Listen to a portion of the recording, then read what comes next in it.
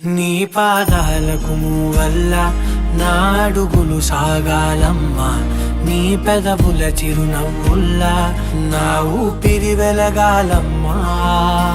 నిరంతరం నీ చంటి పాపల్లే ఉండాలి నేనెన్నాళ్ళకి, నిన్నొదిలెంతగా ఎదగాలనుకోనే అమ్మా. అణువణువణు నీ కొలువే అమ్మా. చాలా బాగా పాడావు. అది ఈ పాట మీ అమ్మకు నచ్చిందా? మీకు నచ్చిందా అమ్మా? చాలా బాగా నచ్చింది.